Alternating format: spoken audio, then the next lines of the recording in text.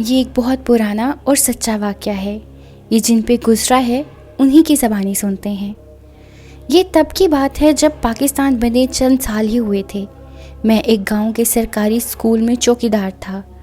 School میرے گھر سے کافی دور تھا، اس لیے میں ہمیشہ بس پر سفر کر کے اسکول جاتا تھا۔ اسی بس پر واپس گھر بھی آتا تھا۔ اس زمانے ٹریفک اتنی نہیں ہوتی تھی، ہمارے گاؤں میں فقط وہ ایک ہی بس ہوتی تھی۔ پرانا وقت تھا، نہ زیادہ بجلیاں تھیں اور نہ ہی روشنیاں، لالٹینوں اور موم بتیوں کا زمانہ تھا۔ ایک دن میں معمول کے مطابق بس پر سوار ہو کر اسکول کے لیے روانہ ہوا۔ اس دن بہت تیز بارش ہو رہی تھی، اس لیے جب اسکول سے چھٹی ہوئی تو مجھے بس نہ مل سکی، کیونکہ ہمارے گاؤں میں جب بھی بارش آتی تو سارے راستوں میں اس قدر کیچڑ ہو جاتی کہ بس بارش والے دن آتی ہی نہیں تھی۔ میں نے کافی دیر تک بس کا انتظار کیا لیکن بس نہ آئی۔ سواری کا اور کوئی ذریعہ نہیں تھا، اس لیے میں نے پیدل گھر جانے کا فیصلہ کیا۔ راستہ کافی طویل تھا لیکن میری مجبوری تھی۔ میں عصر کے وقت روانہ ہوا تھا لیکن رات ہو گئی اور راستہ ختم نہ ہوا۔ ہر طرف اندھیرا تھا۔ اس وقت آبادی اور آمد و رفت اتنی نہیں ہوتی تھی، اس لیے سڑکیں رات تو کیا دن کو بھی سنسان ہوتی تھیں۔ راستے میں ایک بہت بڑا قبرستان آتا تھا اور میں اب اس قبرستان کے پاس سے گزرنے والا تھا۔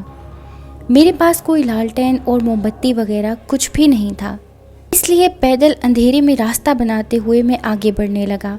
ابھی گھر پہنچنے میں کم از کم 1 گھنٹہ باقی تھا۔ میں جب آدھے راستے میں پہنچا تو میں نے قبرستان میں دور کہیں ایک مدھم سی روشنی دیکھی جو آہستہ آہستہ اپنی جگہ بدل رہی تھی۔ وہ روشنی میرے پیچھے کی طرف سے کہیں آ رہی تھی۔ دیکھتے ہی دیکھتے اس روشنی نے اپنی ڈائریکشن تھوڑی سی بدلی۔ میں اس بات کا اندازہ لگا چکا تھا کہ وہ روشنی راستے میں بنے قبرستان سے آ رہی ہے، مگر میں اس بات کا اندازہ نہیں لگا سکا کہ یہ روشنی کس چیز کی ہے۔ ابھی میں اسی کشمکش میں تھا کہ اس روشنی نے میری طرف رخ کر لیا، جیسے وہ میری ہی طرف آ رہی ہو۔ جلد ہی مجھے معلوم ہو گیا کہ ایک لالٹین کی روشنی ہے، جس کو پہچان کر میرے قدم رک گئے۔ میں نے سوچا میں اندھیرے میں جو گھر جا رہا ہوں، یہ جو بھی شخص لالٹین لے کر آ رہا ہے، ہو سکتا ہے یہ بھی میرے گھر کی طرف جا رہا ہو۔ اس لالٹین کی روشنی میں میرا بھی سفر آسان ہو جائے گا۔ لیکن میں بہت حیران بھی ہوا کہ رات کے 2 بجے کون ایسے لالٹین لے کے گھوم رہا ہے۔ کہیں کوئی چور ڈاکو تو نہیں؟ لیکن چور ڈاکو ہمارے علاقے میں بہت ہی کم ہوتے تھے۔ پھر بھی میں نے سوچا ہو سکتا ہے کہ سچ میں یہ کوئی چور ہی ہو۔ یہ خیال آتے ہی میں نے راستے سے ہٹ جانے کا فیصلہ کیا اور ایک جھاڑی کے پیچھے چھپ کر اس لالٹین والے شخص کو غور سے دیکھنے لگا۔ وہ شخص جو بھی تھا لالٹین اٹھائی اسی طرف آ رہا تھا۔ میں بس لالٹین کی روشنی کو دیکھ رہا تھا۔ جب وہ روشنی کچھ نزدیک ہوئی تو میرے قدموں تلے جیسے زمین ہی نکل گئی۔ ڈر کی ایک تیز لہر میرے جسم کو چھو کر نکل گئی۔ میں نے دیکھا کہ وہ صرف ایک لالٹین ہے جو ہوا میں لہراتی ہوئی ادھر ادھر جا رہی ہے۔ اس لالٹین کو کوئی شخص نہیں لے کر آ رہا، بلکہ وہ لالٹین خود ہی اڑتی ہوئی ادھر ادھر جا رہی تھی۔ میں نے یہ سب دیکھ کر دل ہی دل میں اپنے اللہ کو یاد کرنا شروع کر دیا۔ وہ لالٹین میرے پاس سے گزری اور کہیں غائب ہو گئی۔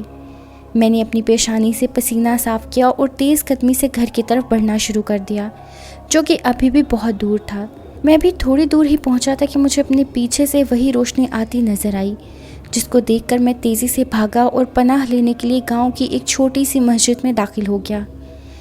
اس کی وجہ یہ بھی تھی کہ اس روشنی کی رفتار بہت تیز تھی اور اس روشنی سے بچ نکلنا کافی مشکل تھا۔ جب میں مسجد میں داخل ہوا تو وہ روشنی مسجد کے دروازے کے قریب پہنچ کر رک گئی۔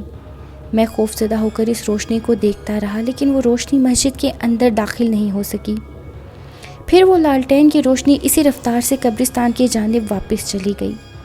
میں نے پوری رات اس مسجد میں گزار دی اور دعائیں کرتا رہا۔ وہ روشنی مجھے رات کو پھر سے نظر آئی اور میں ساری رات اس روشنی کا تماشا دیکھتا رہا۔ وہ لالٹین آتی جاتی رہی اور پھر فجر سے کچھ وقت پہلے وہ روشنی مکمل غائب ہو گئی۔ میں نے فجر کی نماز مسجد میں باجماعت ادا کی اور سورج نکلتے ہی وہاں سے گھر چلا آیا۔ صبح جب میں گھر پہنچا تو بخار میں جکڑا ہوا تھا۔ جب بخار کا زور ٹوٹا تو میں نے پوری کہانی گھر والوں کی گوش گزار کی۔ آج اس کہانی کو برسوں بیت چکے ہیں، لیکن مجھے آج بھی اس رات کا ایک ایک لمحہ یاد ہے۔